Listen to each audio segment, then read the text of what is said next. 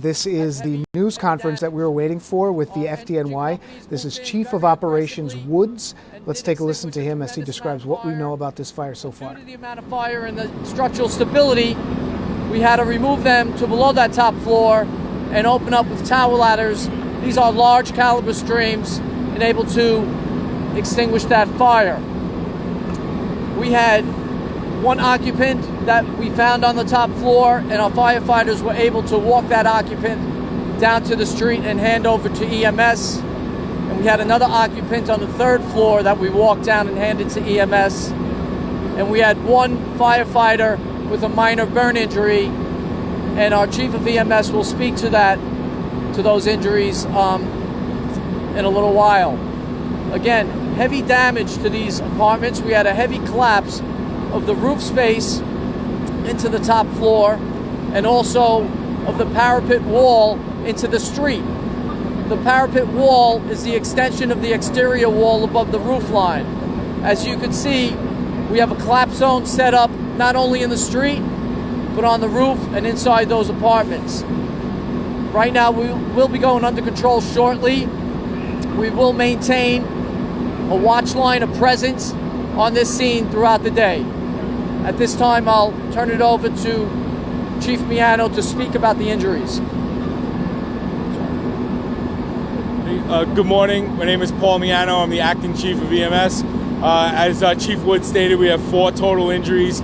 3 of them are residents, and 1 is a firefighter with a minor burn. One of the residents was removed from one of the floors along with with a ladder company, non-ambulatory patient. A ladder company and our rescue paramedics entered the building and made sure the patient was okay, and then brought the patient down. It just goes to show, again, the collaboration between our rescue paramedic program and our firefighters, how we're able to get inside and get the patients that we weren't able to get to prior to this. So that and the quick response is just a testament of what the fire department does for the city every single day, and our EMS members do as well. So thank you very much. At this time, we'll take any questions. Can you talk about complications fighting fire in weather like this? Sure. Firefighting, to begin with, firefighting is physically demanding. In weather like this, as you can see, we're working with our partners, Department of Sanitation.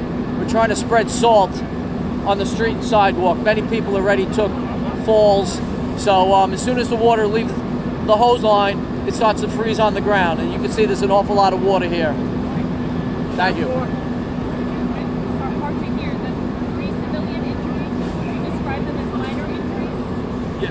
Yeah, the three injuries were minor injuries, yes, to the civilians, as well as the firefighter. And then what did you call that part of the roof that you said is sticking out? Can you describe what is that made out of? What is the material? The part of the actual brick above the roof line is called the parapet. On the outside of the parapet is called the cornice. It's sheet metal, and it's attached to that building, and during the fire conditions, obviously, it's held onto the brick with attachment points, and it heats up and then they release, and that's why we have that collapse zone. So we'll be keeping an eye on that, working with the buildings department as well later today. Anything on a cause? No cause at this time. We'll keep you posted. Anything else?